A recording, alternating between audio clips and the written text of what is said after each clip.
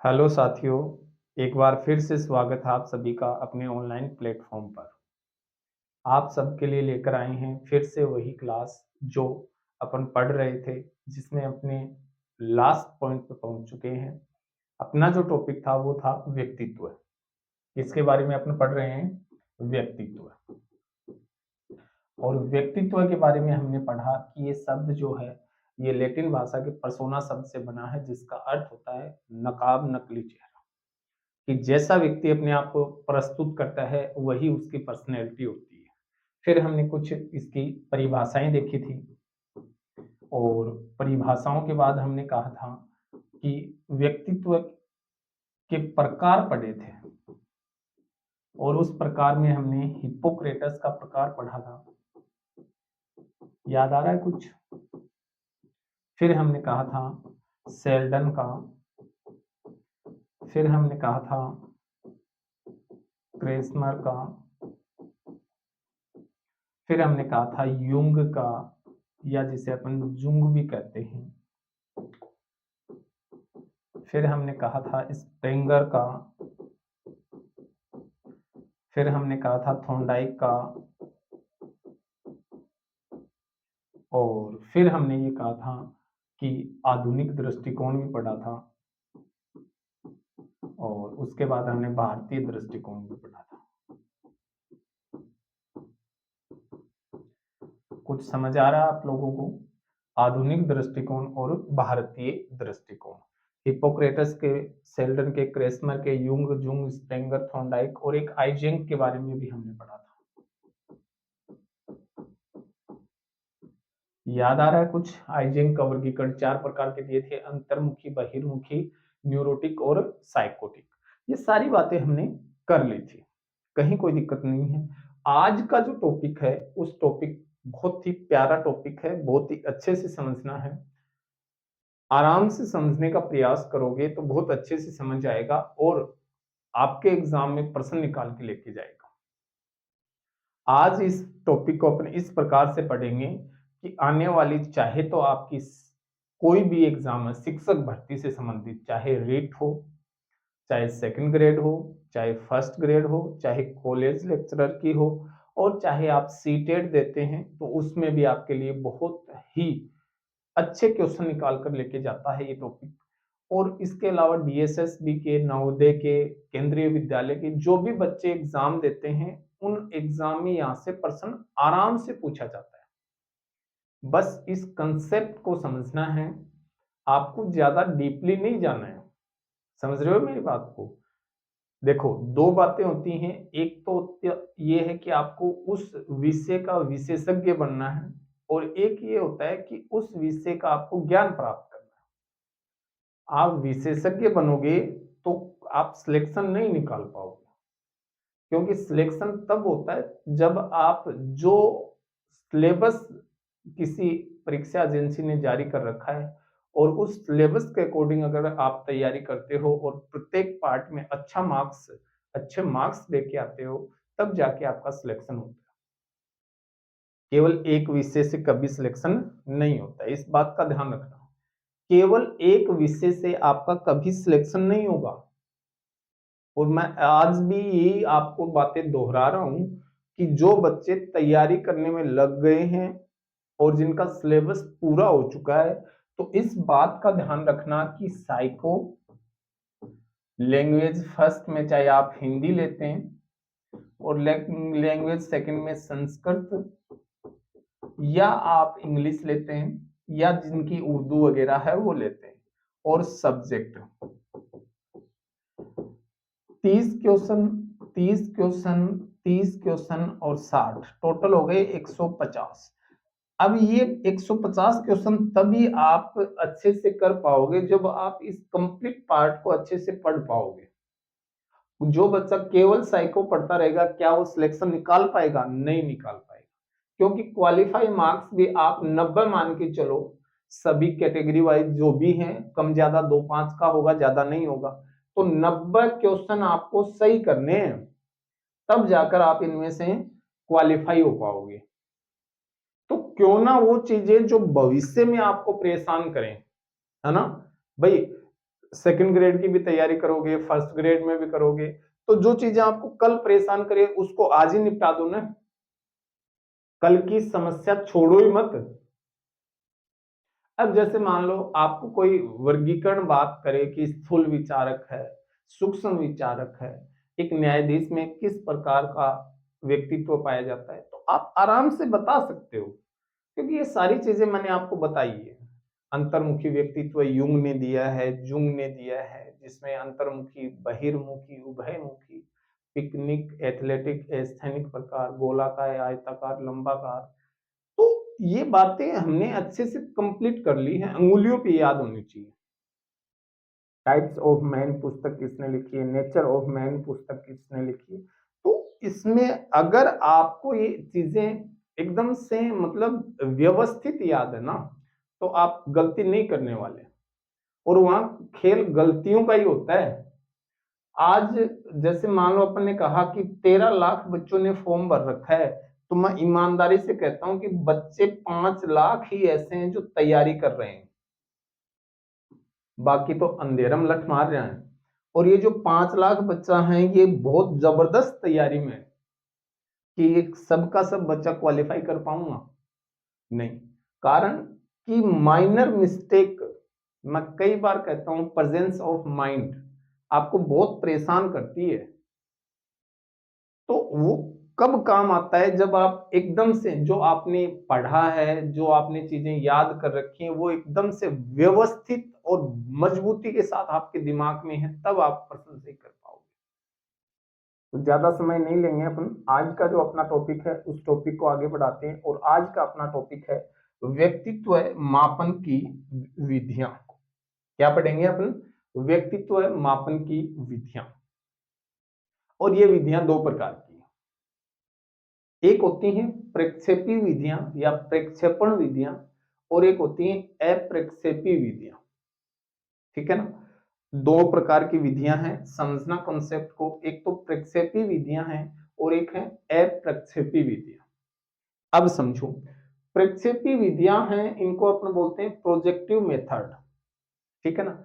इसमें क्या होता है, इसमें जैसे मान लो हमारे सामने कुछ चीजें ऐसी रखी जाती हैं, उसके ऊपर हम अपने विचार बाहर फेंकते हैं, और वो विचार हमारे अचेतन मन के होते हैं। याद आ रहा है? चेतन मन, अचेतन मन और अर्धचेतन किसने बताया था? सिगमंड फ्राइड ने। तो हमारी जो चेतन अवस्था है वो कितनी है? 10%। और 90% हिस्सा किसका है? अचेतन मन का। जिसमें क्या होता है बताओ? जिसमें दमित इच्छाएं होती हैं। तो ये जो प्रेक्षेपण विधियां जो होती हैं, ये उन दमित इच्छाओं को बाहर निकालकर आपके व्यक्तित्व का निर्धारण करती है। तो देखो, प्रेक्षेपण शब्द का सर्वप्रथम जो प्रयोग किया था वो किया था सिगमंड फ्राइड ने। किसने किया था? सिगमंड फ्राइड ने। और प्रेक्षण, जो प्रक्षेपण शब्द है, इसका शाब्दिक अर्थ होता है आरोपण, अर्थात बालक अपने मन की भावनाओं को किसी चित्र अथवा उद्दीपन के द्वारा आरोपित करते हुए अभिव्यक्त करता है। अब ये मन जो है ना, ये मन भी कौन सा है? अचेतन मन। इसको नोट जरूर करना, अचेतन मन की भावनाओं को आपके अचेतन मन में जो दमित इच्छाएं हैं उनको बाहर निकालती हैं। ठीक है ना? तो इससे आपका जो व्यक्तित्व है, कई लोग ऐसे नहीं होते क्या कि देखो मन में कुछ और होता है और लोगों के सामने कुछ बातें और दिखाते हैं। भाई उसके मन में कुछ और चल रहा है, लेकिन वो लोगों को दिखाता है कुछ अलग बातें। तो ये जो प्रक्षेपण जो है, ये क्या करता है कि उसका जो वास्तविक, उसके अचेतन मन में जो बातें चल रही हैं उसको बाहर निकालता है। समझ गए? तो ये कौन सी विधियां हैं? प्रक्षेपण विधियां। तो प्रक्षेपण विधियां कौन कौन सी हैं और कितनी हैं, उनके बारे में अपन अध्ययन करेंगे पहले तो। फिर अपन अध्ययन करेंगे अप्रक्षेपण विधियां। तो दोनों को अपन अलग अलग पढ़ेंगे। आपके एग्जाम में यहां से प्रश्न हर बार पूछा जाता है। कोई भी पेपर हो, पुराने पेपर हो, आप उठा के देख लेना, यहां से जो प्रश्न हर बार पूछा जाता है। तो देखो सबसे पहला जो इसका परीक्षण है, प्रक्षेपण विधि है पहली, वो है रोसा मस्सी लक्ष्य परीक्षण। ये नाम आपको ऐसे ही याद करने पड़ेंगे, ये अपन ने नहीं दिए हैं, अपन इसको हीरालाल लक्ष्य परीक्षण ऐसे नहीं कर सकते भाई। ये जो नाम है, व्यक्ति का नाम था रोसा मस्सी लक्ष्य परीक्षण, या जिसको अपन कह सकते हैं रोसा स्याही धब्बा परीक्षण, ठीक है। इसको इंक बोर्ड टेस्ट या आईबीटी, इसका ये नाम याद जरूर रखना है, आईबीटी। आईबीटी नाम जो है ये आपको याद रखना है। और मैं एक बार फिर कह रहा हूं, जब ऐसा नाम आपको मिल जाए तो आप हिंदी शब्दों पे मत जाना पेपर में, क्योंकि पेपर जो आता है बाइलिंगुअल आता है, तो उसमें आप जो अंग्रेजी का जो ट्रांसलेट है उसको जरूर देखना। क्योंकि मेरे साथ हुआ है, मैंने जब एग्जाम दिए थे तो मैं एक ऐसा ही परीक्षण था, इन्हीं में से बताऊंगा आपको, और उस परीक्षण को मैंने हिंदी में पढ़ लिया और वो मेरे समझ नहीं आया।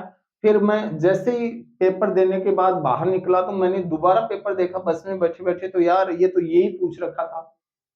समझ रहे हो मेरी बात को? तो इसके चाहे हिंदी में कितने भी नाम मिले, लेकिन इंग्लिश में इसका इंक बोर्ड टेस्ट मिलेगा, आईबीटी। तो ये याद रखना। इसका जो प्रवर्तक है वो है हरमन रोसा। कौन है? हरमन रोसा। ये देखो नाम से लिया है, हरमन रोसा। कब किया था? 1921 में। तो इससे आप आपसे कौन कौन से प्रश्न पूछ सकते हैं वो देखो। इसे संस्कृति मुक्त परीक्षण कहा जाता है। इसका मतलब इस परीक्षण के ऊपर आपकी संस्कृति का कोई प्रभाव नहीं होता है। आप किस संस्कृति में रहते हैं, आप किस वातावरण में रहते हैं, आपके ऊपर कौन सी संस्कृति का प्रभाव है, बिल्कुल भी उसका कोई कोई भी इफेक्ट नहीं होता है। ठीक है ना? दूसरा, इसमें कुल 10 कार्ड होते हैं। टोटल कार्ड जो होते हैं ना, A4 साइज के जैसे अपन बोलते हैं, ऐसे कुल 10 कार्ड होते हैं, जिसमें 5 कार्ड जो हैं वो काले और सफेद होते हैं। कितने कार्ड? 5। 5 ऐसे कार्ड हैं जो काले और सफेद, ठीक है। 2 कार्ड ऐसे हैं जो सफेद लाल और काले हैं, यानी कि 2 कार्ड 3 रंग के हैं और 5 कार्ड 2 रंग के हैं। और 3 कार्ड जो हैं वो विभिन्न रंगों के होते हैं। तो टोटल कितने हो गए? 3 और 2 5 और 5 10। इसमें से सीधा सा याद रखना, 5 कार्ड 2 रंग में है, जो 2 रंग है वो काले और सफेद, ठीक है ना। फिर आ जाओ, 2 कार्ड सफेद लाल और काले रंग में है। अपन ऐसे भी तो कह सकते हैं कि जैसे मान लो ये सफेद पेपर है, इस पे केवल अगर ग्रीन कलर में लिखा हो तो अपन ये भी तो कह देंगे ना कि केवल सिंगल कलर है। तो हम ये भी कह सकते हैं कि सफेद पेपर होगा तो उसके ऊपर काला रंग होगा। यहां अगर सफेद पेपर है तो यहाँ लाल और काला रंग होगा, और यहां अगर सफेद पेपर है तो उसमें कई रंग होंगे, और कुछ डब्बे से बना देते हैं। समझ रहे हो मेरी बात को? फिर बच्चों के सामने रखते हैं, आपको क्या दिखाई दे रहा है? तो जो व्यक्ति जैसा है उसके अचेतन मन में कुछ बातें दबी हुई है तो वो वैसी ही बात करेगा।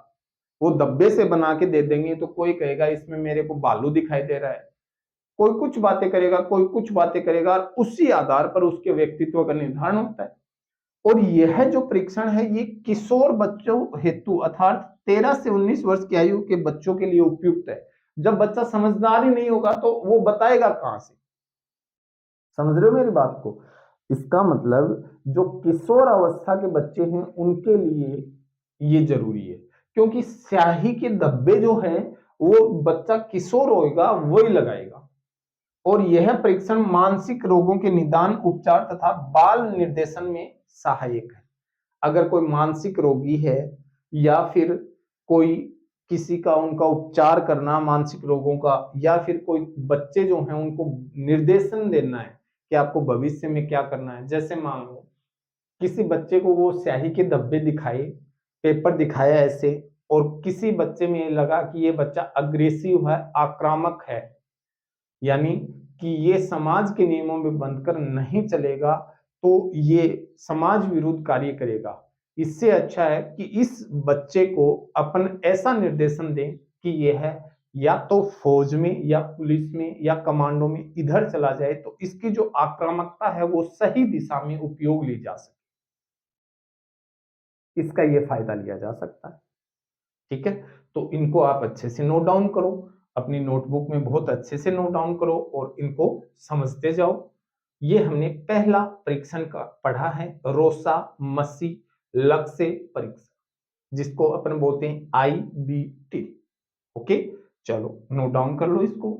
और अब अपन आगे बढ़ेंगे और अगला जो परीक्षण है, यहां से मेरे एग्जाम में आया था, प्रासंगिक अंतर्बोध परीक्षण, थीमेटिक अप्रिसिएशन टेस्ट, जिसको TAT बोलते हैं। क्या बोलते हैं? TAT। अब देखो, इसका जो प्रवर्तक था वो HA मूर्य था, जिसने 1935 में इसका परिवर्तन या ये परीक्षण बनाया।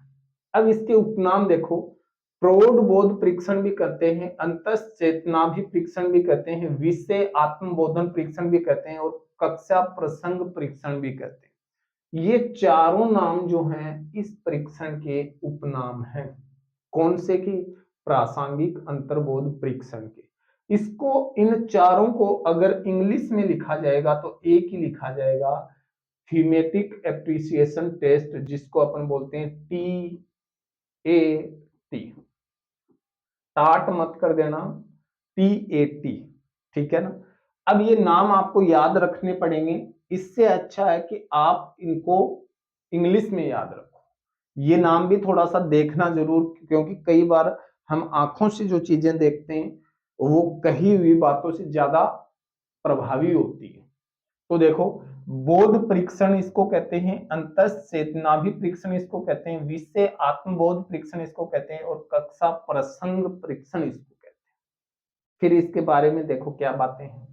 1935 में बना और 1938 में मार्गन के साथ मिलकर इसमें संशोधन किए। कोई एक नया व्यक्ति आया जिसका नाम था मार्गन। मार्गन के साथ मिलकर इस परीक्षण में इन्होंने संशोधन किया और परीक्षण में कुल 30 कार्डों पर चित्र बने हैं। कार्ड कितने हैं? 30 कार्ड है जिन पर क्या बने हैं? चित्र बने हैं, जिसमें से 10 पुरुषों के लिए हैं, 10 स्त्रियों के लिए हैं और 10 जो हैं वो दोनों के, स्त्री और पुरुष दोनों के लिए। टोटल कार्ड कितने हैं? 30 चित्र बने हुए। ठीक है ना? लेकिन जिसमें 10 पुरुषों के लिए, 10 महिलाओं के लिए और 10 स्त्रियों के लिए बने। अब इसमें क्या है, लेकिन अगर आपसे पूछा जाए कि कुल कार्ड कितने हैं तो आपको बताना है 31, 31 कार्ड। अगर आपसे पूछा जाए कि कुल चित्र बने हुए कार्ड कितने हैं? 30। और अगर आपसे पूछा जाए कि टोटल कार्ड कितने हैं? 31। तो फिर एक कैसा है? एक कार्ड खाली है। कैसा कार्ड है? खाली। एक कार्ड कैसा है? खाली है। अब क्या करेंगे उसका? एक व्यक्ति पर अधिकतम 20 कार्डों का प्रयोग किया जाता है। तो देखो, 10 जो कार्ड हैं वो इनको दे देते हैं, जैसे पुरुष आए तो पुरुषों के, और 9 कार्ड इनको दे देते हैं जो दोनों के लिए है वो। फिर लास्ट में इनको एक कार्ड दिया जाता है और इस पे इसका जो अभिव्यक्ति है उसको लिखवाया जाता है। जो इन्होंने जो अभिव्यक्त किया है वो बातें इसके ऊपर, खाली कार्ड के ऊपर इनसे लिखवाई जाती है। फिर इनके व्यक्तित्व का निर्धारण किया जाता है। इनको लास्ट में एक खाली कार्ड देते हैं और उस कार्ड के ऊपर इनसे उन चित्रों के बारे में लिखवाते हैं। फिर जो बातें वो लिखता है उससे उसके व्यक्तित्व का निर्धारण किया जाता है।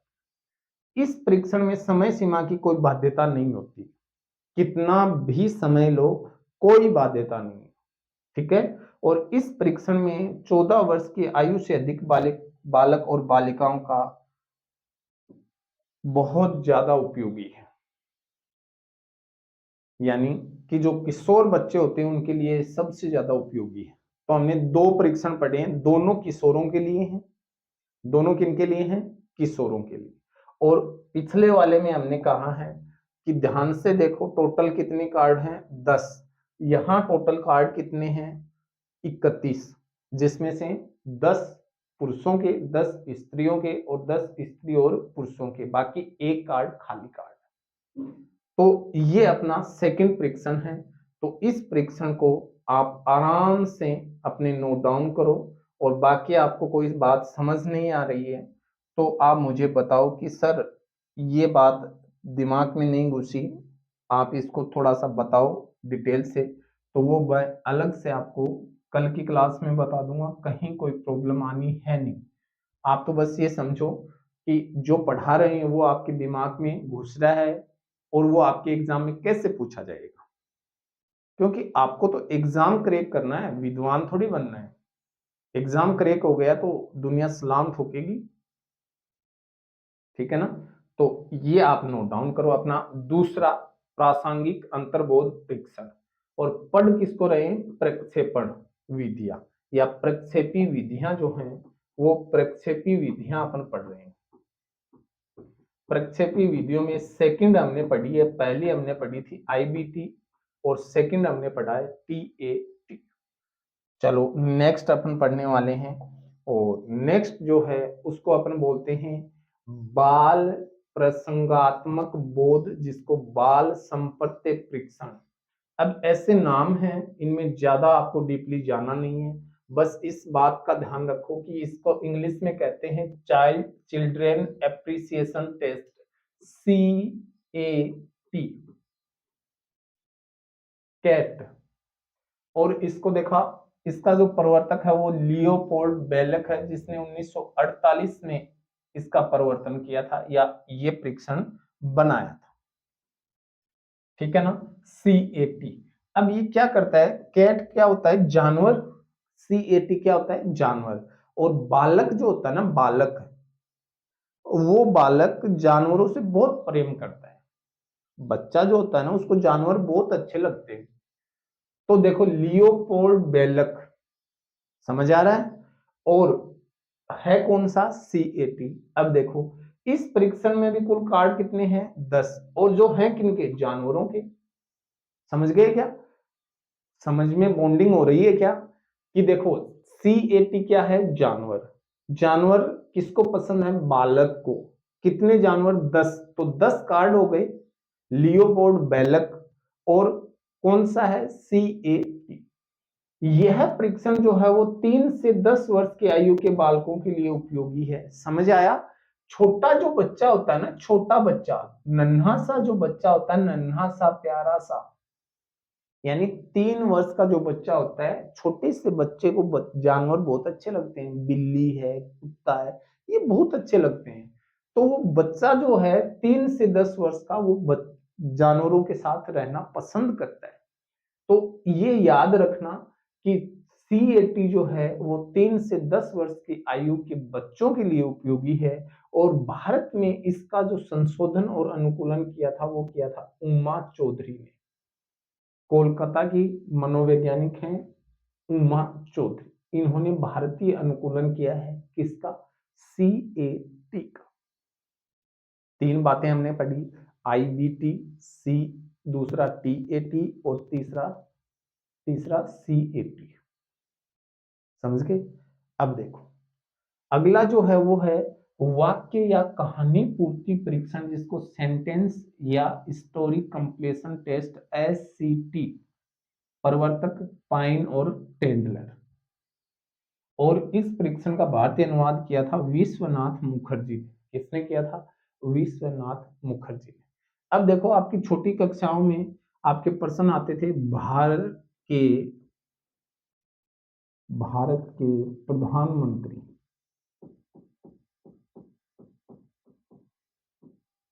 फिर dot dot dot dot dot dot. अब इस वाक्य को पूरा करना है। तो ये जो परीक्षण है ये किसने दिया था? पाइन और टेडलर ने। समझ रहे हो? ऐसे कुछ वाक्य लिख देते हैं और उसको आपसे पूरा करवाया जाता है। समझ रहे हो ना? तो ये आपका है वाक्य पूर्ति परीक्षण। अगला है शब्द साहचर्य परीक्षण, जिसको स्वतंत्र शब्द साहचर्य परीक्षण, free word association test, FWAT। बहुत अच्छा है, कई बार एग्जाम में पूछा गया है FWAT। और ये जो इसका प्रवर्तन दिया था वो गार्टन ने किया था 1879 ईस्वी में। ये 1879 ईस्वी अपन बहुत बार पढ़ लिए, गार्टन को बहुत बार पढ़ा है, आपको रिपीट हो रहा होगा, आपको याद आ रहा होगा। और कमेंट करके मुझे जरूर बताओ कि हमने 1879 ईस्वी में गार्टन का कौन सा प्रश्न पढ़ा था। फिर गार्टन ने इस परीक्षण में 75 शब्दों की सूची का प्रयोग किया था। कुछ शब्द दे देते हैं, है ना? बच्चों के सामने कुछ शब्द दे देते हैं और उन शब्दों पर मर्जी से स्वतंत्र रूप से कुछ भी लिखो। अपनी मर्जी से आप कुछ भी लिखो, कोई प्रॉब्लम नहीं है। तो वो है शब्द साचर्य परीक्षण। जैसे आपको कह दिया कि जैसे अपने अपने नहीं आते थे गाय पर निबंध लिखो, समझ रहे हो? तो जिस बच्चे की जैसी सोच है, जैसा व्यक्तित्व है, वो उस व्यक्तित्व के अनुसार उनके बारे में लिखेगा। आप कोई भी शब्द दे दो, तो इन्होंने टोटल शब्द कितने दिए थे? 75, 75 शब्द दिए थे और इनकी एक सूची बनाई और उस सूची के आधार पर इन्होंने कहा कि आप इनके आधार पर व्यक्तित्व का निर्धारण कर सकते हैं। ठीक है, चलो अब इसको आप एक बार नोट जरूर करो, हैं? इनको आप आराम से नोट जरूर करो। देखो, फालतू का मैटर नहीं लिखना है, अपने को तो वही चीजें लिखनी है जो आपके एग्जाम में आए, है ना? फालतू की पुस्तकों में बहुत कुछ लिखा हुआ है, फालतू की बातें पुस्तकों में खूब मिल जाएंगी, है ना? आपको मैं बार बार वही बात रिपीट कर रहा हूँ कि आपको एग्जाम क्रैक करना है, खुद को क्रैक नहीं करना है, समझ रहे हो? तो ये आप नोट डाउन करो। तो हमने टोटल पढ़ लिए 5, पढ़ लिए ना? पहला हमने आईबीटी, दूसरा हमने पीएटी, तीसरा हमने सीएटी, चौथा हमने एससीटी और पांचवा हमने एफडब्ल्यूएटी। आपके ऐसे दिमाग में चलने चाहिए, है ना? ये पांचों हमने पढ़े हैं प्रक्षेपी विधियां, व्यक्तित्व मापन की प्रक्षेपी विधियां। ठीक है, अब अपन आगे बढ़ते हैं और आगे बढ़ते हुए अपन देखते हैं अगली विधि है खेल और नाटक विधि। इनको अप्रक्षेपी विधि में भी इसको पढ़ेंगे, लेकिन यहाँ भी ये अच्छी विधि है। इसका प्रवर्तक है जे एल मोरेनो और इस परीक्षण में खेल और अभिनय की सहायता से बालक के अचेतन मन की भावनाओं को जानने का प्रयास किया जाता है। अब देखो, इसको आपके दिमाग में ये होगा कि सर इनसे कैसे हम व्यक्तित्व का निर्धारण करेंगे। जैसे मान लो क्लास में 26 जनवरी गई है अभी अभी, तो हम कहते हैं कि सभी बच्चे क्या डांस करते हैं? यानी कि जिस बच्चे की जैसी रुचि है और उस रुचि के अनुसार वो अपने रोल प्ले करता है। किसी को रावण बनना पसंद है, किसी को राम बनना पसंद है, किसी लड़की को सीता बनना पसंद है, कोई द्रौपदी बनना पसंद करती है। सबके अपने जो मन की इच्छाएं हैं वो उस रोल में डालना चाहती हैं। उससे हम अनुमान लगा सकते हैं कि इस बच्चे का जो व्यक्तित्व है वो व्यक्तित्व कैसा है। तो खेल और नाटक विधि किसने दी थी? प्रवर्तक जे एल मोरेनो। अगला है चित्र नैराश्य विधि। इसका प्रवर्तक है रोजेन विंग। कौन है? Rosen wing. और इसने टोटल 12 कार्ड तो महिलाओं के लिए और 12 कार्ड पुरुषों के लिए बनाई। और सबसे अच्छा है कि ये जो परीक्षण है ये कुंठा और निराशा का मापन करती है। बहुत अच्छा फैक्ट है, नोट कर लेना कि कुंठा कुंठा कुंठित व्यक्ति होता है ना, कि मतलब यार मेरे तो किस्मत ही खराब है, मेरे से तो ऐसा होगा ही नहीं, भगवान ने मेरे साथ ऐसा कर रखा है, मैं तो कभी कर ही नहीं पाऊंगा। और निराशा, निराश रहता है कि यार पता नहीं क्या होगा क्या नहीं होगा। उस टाइप के जो लोग होते हैं उनका जो आप व्यक्तित्व का पता लगाते हो, तो वो विधि कौन सी है? चित्र नैराश्य विधि। प्रवर्तक कौन है? Rosen wing. प्रवर्तक कौन है आपका? Rosen wing. और रोजेन विंग ने इस विधि का प्रतिपादन किया। अगली विधि है अभिव्यक्ति परीक्षण विधि। इसका प्रवर्तक है मेकोवर। इसका प्रवर्तक कौन है? मेकोवर। विधि कौन सी है? अभिव्यक्ति परीक्षण। अभिव्यक्ति का मतलब जो आप अभिव्यक्त कर रहे हो उससे आपके व्यक्तित्व का निर्धारण किया जाता है। बहुत कुछ पता चलता है आपके अभिव्यक्ति से। आपकी अभिव्यक्ति से बहुत कुछ पता चलता है कि हम कैसे हैं, हमारी परवरिश कैसी है और हम किस समाज के हिस्से हैं। हकीकत है ये कि हम जिस समाज के हिस्से हैं उस समाज का हमारे ऊपर प्रभाव होता है और वो हमारी अभिव्यक्ति से, हमारी बॉडी लैंग्वेज से बहुत कुछ पता चलता है। तो ये किसने किया था? मेकओवर। यानी कि मेकअप जो होता है, मेकअप लड़कियां खूब करती हैं मेकअप, और मेकअप करने के बाद वो खुद को अभिव्यक्त करती हैं, ऐसे मचलती हैं, गांव में घूमती हैं, प्रोग्राम होता है तो सबके सामने घूमती फिरती हैं कि नहीं नहीं मेरे को ही कोई देखे। तो मेकओवर का मतलब अभिव्यक्ति परीक्षा। 1960 ईस्वी में कलकत्ता की उमा चौधरी ने टीएटी के 14 कार्डों का भारतीय अनुवाद किया था। याद आ रहा है? याद आ रहा है कुछ? थोड़ा थोड़ा याद आ रहा है। उमा चौधरी का हमने कहीं पहले भी पढ़ा है, 14 कार्डों का तो यहाँ टीएटी के किया है, लेकिन थोड़ा सा अगर याद आ रहा हो आपको तो हमने यहाँ देखो उमा चौधरी की बात पढ़ी है कहाँ पे, सीएटी में। तो सीएटी में भी भारतीय अनुकूलन उमा चौधरी ने किया है, और टीएटी में भी किसने किया है, 14 कार्डों का भारतीय अनुकूलन किया है। तो ये आप नोट डाउन करो। फिर अपन आगे बढ़ेंगे, और आगे बढ़ते हुए अपन देखेंगे कि अगला अपना आएगा, टोटल अपनी 8 विधियां हो गई है ना। देखो यहां हमने 5 पूरी कर दी, फिर आगे हमने यहाँ कौन कौन सी देख ली, देखो एक हमने कहा खेल विधि है ना, एक हमने चित्र नैराश्य विधि देखा, और एक हमने लास्ट में जो है वो अभिव्यक्ति परीक्षण देखा। समझ आ रहा है?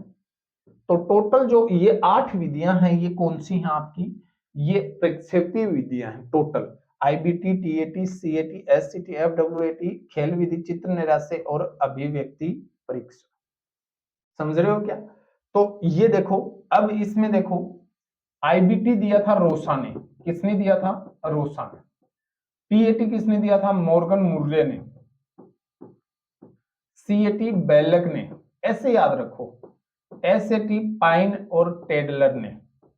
एफडब्ल्यूएटी गाल्टन ने। और खेल विधि किसने दी थी, जेएल मोरेनो ने।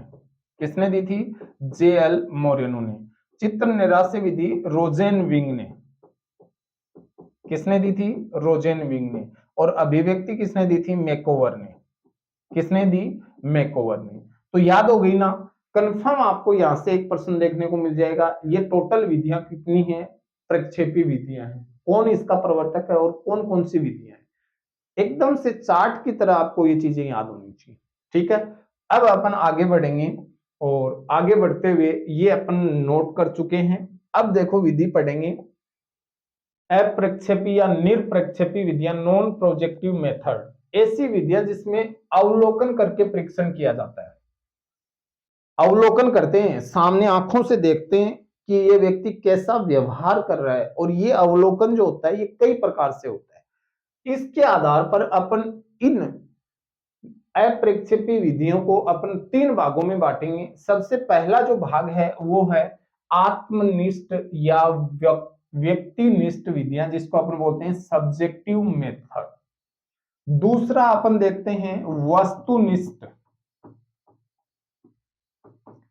विधियां, और ये जो वस्तुनिष्ठ विधियां होती हैं इनको अपन बोलते हैं ऑब्जेक्टिव। और तीसरी जो है वो है मनोविश्लेषणात्मक।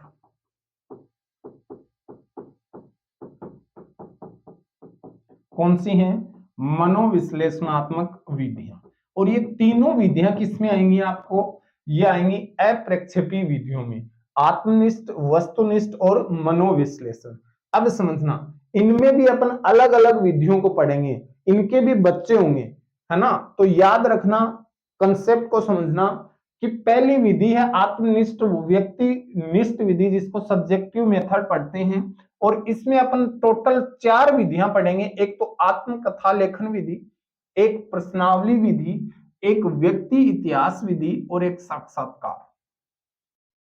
ये हिस्सा किसका है, सब्जेक्टिव मेथड का। और सब्जेक्टिव मेथड हिस्सा किसका है, नॉन प्रोजेक्टिव मेथड का। ठीक है, तो इसमें सबसे पहली विधि देखेंगे आत्मनिष्ठ लेखन विधि या अंतर्दर्शन विधि, जिसको आत्मनिरीक्षण ऑटोबायोग्राफी मेथड। इसका प्रवर्तक था विलियम वुंट और टिचनर। विलियम वुंट और टिचनर। मैंने आपको एक संप्रदाय पढ़ाया था, याद आ रहा है, जिसमें मैंने आपको विलियम वुंट और टिचनर उसका प्रवर्तक था, और उसकी जो विधि थी वो कौन सी थी, आत्मनिष्ठ विधि। इसमें क्या किया जाता है, व्यक्ति को कहा जाता है कि आप अपने बारे में खुद अपना अवलोकन करें। आपने गांव में बोला ना, आपकी मां ने डाकण कोई कुन बतावा, आपकी मां ने डाकण कोई कुन बतावा, मेरा अंदर के कमी है मैं कदे खुद कुन बताऊं, मेरी जो कमी है, मेरी अच्छाई बुराई जो भी है वो बाहर का लोग देखें। तो यह जो विधि है यह अमनोवैज्ञानिक है, बिल्कुल भी मनोवैज्ञानिक नहीं है, इसमें तथ्य छुपाए जाते हैं। तो जो वास्तविक जो आपका व्यक्तित्व है वो इसमें नहीं दिखाया जाता। फिर है प्रश्नावली विधि, जिसको अपन कहते हैं परिसूची विधि, क्वेश्चनियर मेथड। इसका आदि जनक जो है वो सुकरात है, इसका वर्तमान या प्रवर्तन जो किया था वो है वुडवर्थ, और इसका उपनाम है कागज और पेंसिल विधि। ये एग्जाम में पूछा हुआ प्रश्न है कि किस विधि को कागज पेंसिल विधि के नाम से जाना जाता है। तो याद रखना, प्रश्नावली विधि को कागज पेंसिल विधि भी कहा जाता है। इसका आदि जनक कौन है, सुकरात। सुकरात याद आ रहा है कल, सुकरात, प्लेटो, अरस्तु। और इसका वर्तमान युग में इसका प्रचलन जो बढ़ाया है वो वुडवर्थ महोदय ने इसको आगे बढ़ाया। प्रश्नावली चार प्रकार की होती है। एक तो होती है बंद प्रश्नावली, जिसको प्रतिबंधित बोलते हैं। दूसरी होती है खुली। तीसरी होती है सचित्र प्रश्नावली, और नेक्स्ट है मिश्रित प्रश्नावली। अब समझो, बंद प्रश्नावली का मतलब होता है आपको उत्तर केवल हाँ और ना में देना होता है।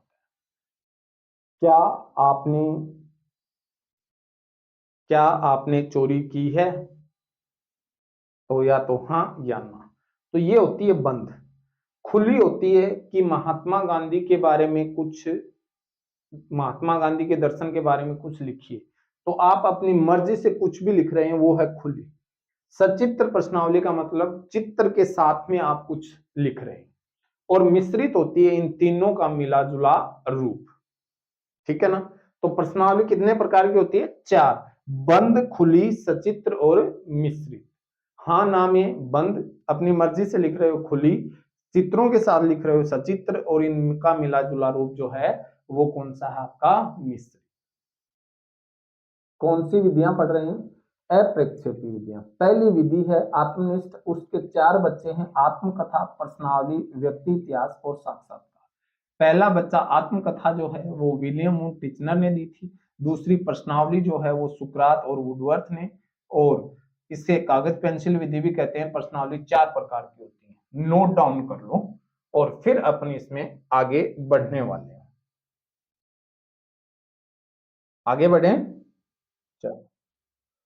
अगली जो विधि है वो है जीवन वृत्त विधि या व्यक्ति इतिहास विधि, जिसे अपन जीवन इतिहास विधि या जीवन गाथा, केस स्टडी मेथड, ये नाम याद रखना, केस स्टडी। बहुत अच्छी विधि है भाई, बहुत शानदार विधि है, बहुत प्यारी विधि है। इसके बारे में देखो, इसका प्रवर्तन जो दिया था वो किया था टाइडमैन। किसने किया था, टाइडमैन। और यह बाल अपराधी जो बालक है उनके व्यवहार अध्ययन करने के लिए सर्वश्रेष्ठ विधि है। बहुत अच्छा प्रश्न है कि जो बालक अपराधी प्रवृत्ति के होते हैं उन बालकों का अध्ययन करने के लिए सबसे श्रेष्ठ विधि है। यानी आपको जैसे मान लो एक केस मिल गया, केस का मतलब एक बच्चा मिल गया और वो क्लास में सबको पीटता है, मारता है, किसी के प्रकार चुभवा देता है, किसी को काट लेता है, कुछ भी मान लो, वो परेशान करता है बच्चों को। तो आपने देखा कि यार ये बच्चा परेशान कर रहा है, तो आप उस बच्चे के बारे में जानकारी जुटाने का प्रयास करोगे। उसके घर का वातावरण कैसा है, वो किस मोहल्ले में रहता है, किस गली में रहता है, उसके माता पिता का व्यवहार कैसा है, उसके परिवार के लोगों का व्यवहार कैसा है, और जिस वातावरण में रहता है उसके आसपास में कैसे प्रथाएं हैं, कैसी संस्कृति है, वो सारी चीजें आप जानकारी जुटाने का प्रयास करो। उसके पूरे जीवन का जो लेखा जोखा वो आप जुटाओ, और फिर आप निष्कर्ष निकालोगे कि इसके बाल अपराध का कारण ये है ना। तो जो टाइट टाइट आदमी होगा ना वही उस किसी के जीवन का इतिहास निकाल सकता है। तो टाइड मैन जो है वो जीवन वृत्त या व्यक्ति इतिहास विधि, जीवन इतिहास विधि, जिसको केस स्टडी बोलते हैं, इसका प्रवर्तक है, और यह बाल अपराधी बालकों के लिए सबसे श्रेष्ठ विधि है। अगली विधि है साक्षात्कार विधि, इंटरव्यू मेथड। एक विद्वान हुए थे जॉन जी डार्ले। इन्होंने कहा था कि साक्षात्कार एक उद्देश्यपूर्ण वार्तालाप। साक्षात्कार आप बोलते हो ना इंटरव्यू, इंटर और व्यू, इंटर और व्यू, इंटर का मतलब आंतरिक और व्यू का मतलब दृश्य, आपके अंदर क्या है वो देखा जाता है किसमें, साक्षात्कार में, इंटरव्यू में। तो देखो जॉन जी डार्ले क्या कह रहा है कि साक्षात्कार एक उद्देश्यपूर्ण वार्तालाप है। आपके सामने आपका कोई उद्देश्य होता है, बिना उद्देश्य के नहीं आप किसी के साथ इंटरव्यू लेते हो, आपका एक उद्देश्य होता है और उस उद्देश्य की पूर्ति के लिए आप किसी के सामने वार्तालाप करते हो। फिर यह व्यक्तित्व मापन की सर्वाधिक लोकप्रिय विधि, बहुत अच्छा प्रश्न है कि व्यक्तित्व मापन की सबसे लोकप्रिय अगर कोई विधि है तो वो कौन सी है, साक्षात्कार। मैं आपको फिर कह रहा हूं कि वही प्रश्न आपको मैं बता रहा हूं जो आपके एग्जाम में छपने वाले हैं, यूं के यूं छपेंगे। वो प्रश्न मैं आपको बता रहा हूं कि व्यक्तित्व मापन की सबसे लोकप्रिय जो विधि है वो कौन सी है, साक्षात्कार विधि। अगला अगर अपन बात करते हैं तो साक्षात्कार दो प्रकार का, एक नियंत्रित और एक अनियंत्रित। एक तो निश्चित होता है कि आपको इस टॉपिक पे और इतने समय में इतने प्रश्न पूछे जाएंगे, वो नियंत्रित है। और एक अनियंत्रित होता है जिसमें कोई टॉपिक निश्चित नहीं होता है, कोई समय निश्चित नहीं होता है, आपसे कुछ भी पूछा जा सकता है, वो है अनियंत्रित। पहले से निर्धारित समय, पहले से निर्धारित विषय वस्तु के ऊपर अगर आप साक्षात्कार दे रहे हो तो वो है नियंत्रित, जिसको औपचारिक भी बोलते हैं। और एक होता है अनियंत्रित जिसको अपन क्या बोलते हैं, अनौपचारिक भी बोलते हैं। साक्षात्कार में व्यक्ति के ज्ञान का नहीं बल्कि उसकी बॉडी लैंग्वेज जो है उसकी अभिव्यक्ति का अध्ययन किया जाता है। बहुत अच्छा प्रश्न है, क्योंकि आपकी जो बॉडी लैंग्वेज है ना, आपकी जो बॉडी लैंग्वेज है वो बहुत कुछ दर्शा देती है। आपको कितना ही कुछ आ रहा है, मान लो आपका कहीं इंटरव्यू चल रहा है और कहा कि आप जाओ क्लास में बच्चों को पढ़ा के आओ, और वहां जाने के बाद आपकी आंखें जो है उन बच्चों के सामने नहीं आ रही हैं, आप नीचे देख रहे हो और आपके हाथ और पैर कांप रहे हैं, तो जो आपकी बॉडी कह रही है उसमें वो बच्चे आपको रिजेक्ट कर देंगे कि नहीं इनको तो कुछ ही नहीं आता है, आपके पास ज्ञान चाहे कितना ही क्यों ना है। लेकिन आपकी जो बॉडी की लैंग्वेज है वो कॉन्फिडेंस जो है वो आपको जिताएगा। इंटरव्यू के अंदर आपका पहनावा, आपकी बॉडी लैंग्वेज जो है वो बहुत कुछ मायने रखती है। हमेशा याद रखना कि आपके व्यक्तित्व का निर्धारण जो होता है वर्तमान समय में सबसे ज्यादा आपकी बॉडी लैंग्वेज को देखकर होता है। आपकी बॉडी लैंग्वेज कैसी है, उस बॉडी लैंग्वेज के आधार पर आपके व्यक्तित्व का निर्धारण होता है। ठीक है ना। तो इस बात का ध्यान रखना कि साक्षात्कार में व्यक्ति के ज्ञान का नहीं बल्कि उसकी बॉडी लैंग्वेज का अध्ययन किया जाता है।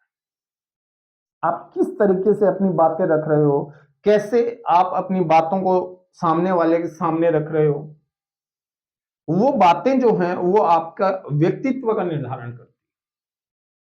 तो ये वाली जो विधियां हैं ये हमने कौन सी पढ़ी हैं, कौन सी पढ़ी हैं, देखो याद करो। आत्मनिष्ठ जिसको इंग्लिश में बोलते हैं सब्जेक्टिव मेथड, चारों विधियां हमने पढ़ ली। आत्मकथा लेखन, प्रश्नावली, व्यक्ति इतिहास और साक्षात्कार। आत्मलेखन को विलियम वुंट और टिचनर के बारे में हमने बात की। प्रश्नावली में सुकरात और वुडवर्थ की हमने बात की, और व्यक्ति इतिहास में हमने टाइड मैन की बात की, ठीक ना। अब आ जाओ आगे, ये आपने नोट कर ही लिया, कहीं कोई दिक्कत नहीं है। अब आगे बढ़ते हैं अपन, और अगली जो स्लाइड है उसमें अपन देखते हैं वस्तुनिष्ठ विधियां कौन कौन सी हैं। निरीक्षण विधि, निर्धारण मापनी, समाजमिति विधि और निष्पादन परीक्षण और परिस्थिति परीक्षण विधि। टोटल विधियां हैं निरीक्षण, निर्धारण मापनी, समाजमिति, निष्पादन परीक्षण, परिस्थिति परीक्षण। ये समाजमिति वही जे.एल. मोरेनो वाली है, ठीक है। अब आ जाओ निरीक्षण विधि या जिसे बहिर्दर्शन विधि, ऑब्जर्वेशन मेथड कहते हैं, जे.बी. वाटसन ने दिया था।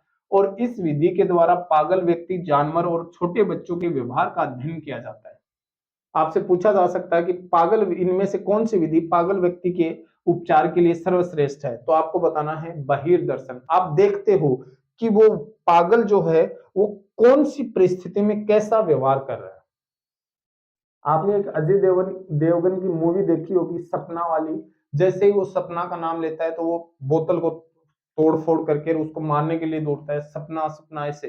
तो मतलब उसका एक विशेष कारण है उसके पागल होने के पीछे। तो वो कारण कैसे ढूंढोगे? जब आप उस चीज को ऑब्जर्व करोगे, देखोगे। आप देखोगे कि ये व्यक्ति किस परिस्थिति में कौन सी बात पे क्या व्यवहार कर रहा है, कैसा रिएक्ट कर रहा है, उस रिएक्ट के आधार पर आप बताओगे और फिर उसका आप उपचार करोगे। यह निरीक्षण भी दो प्रकार का होता है, एक तो घोषित और एक अघोषित। अब समझना, ग्रह मान लो, दोनों बात समझा दूंगा, घोषित और अघोषित। घोषित को मतलब, जय मान लो गांव में अपना घर कोई सगाई करना आवे और सगाई करना आवे तो आप एकदम यहाँ बन ठन के एकदम यहाँ साफ सुथरी दाढ़ी वाडी करा के एकदम तैयार होके जो बात पूछे बा उतनी बतावा, एकदम मतलब सिंसियरिटी। सिंसियरिटी मतलब एकदम से सिंसियर ही आपा वहां धरती पर आपने है, सिंसियर कोई है ही कोई। को मतलब पहले है घोषित है, दिखाओ दिखाओ कर रहा हाँ, झूठी बात है, दिखावटी बन रहा हाँ, घोषित है। अघोषित को मतलब आपा दोस्तों के साथ हाँ, जब बीड़ी को सुटो ही मारा, सिगरेट को सुटो ही मारा, मोटरसाइकिल ने भगावा भी हाँ, सेल्फी भी चालता चालता लिया हाँ, इनको मतलब अघोषित। और एकदम से अगर आपको किसी व्यक्ति के व्यक्तित्व का निर्धारण करना है तो आप अघोषित रूप से उसका निरीक्षण करो। समझ रहे हो? अगर किसी व्यक्ति के व्यक्तित्व का पता करना है तो आप उसको उसको बताओ ही मत कि आप उसको ऑब्जर्व कर रहे हो, उसको उसका निरीक्षण कर रहे हो। फिर देखना उसकी कलाकारी, उसकी वास्तविकता क्या है। अगर किसी को पता लग गया तो वो दिखावा करेगा। समझ रहे हो मेरी बात को? उसको पता लग गया ना कि कोई आपको पीछे से चेक कर रहा है तो वो दिखावा करेगा। उसको पता है कोई नहीं देखने वाला तब दिखाएगा वो अपने असली रंग।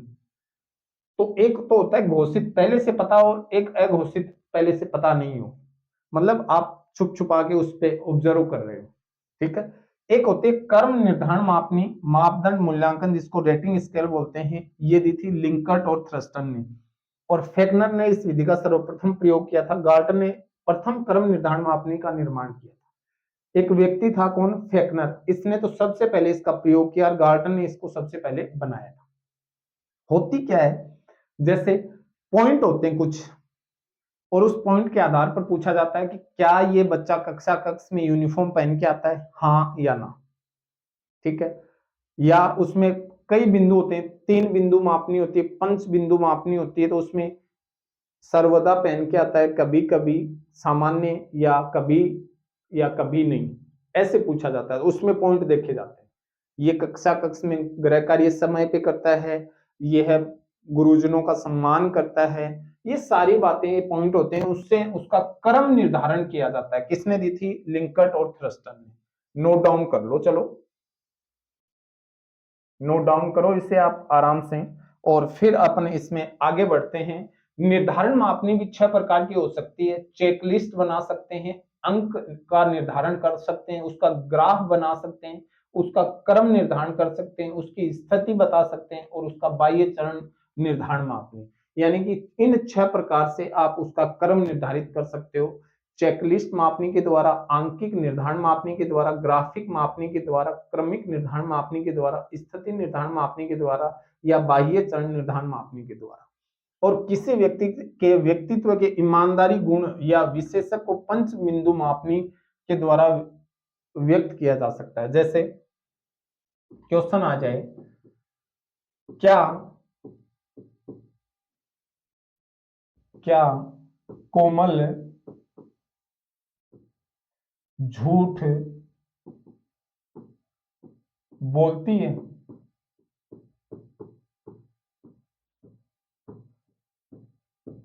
आपने लिखा सर्वदा, सर्वदा प्राय, कभी कभी, बहुत कम, यह आएगा बहुत कम, और लास्ट आएगा कभी नहीं। लास्ट आएगा इसमें लास्ट क्या आएगा इसमें, कभी नहीं। 5 बिंदु हो गए ना, सर्वदा, प्राय, कभी कभी, बहुत कम या कभी नहीं। इनमें आपको मार्क करना होता है, पूछा जाता है, उसी में आप मार्क करते जाओ, तो इससे आपका जो रेटिंग है, आपका जो कर्म है वो निर्धारित होता है।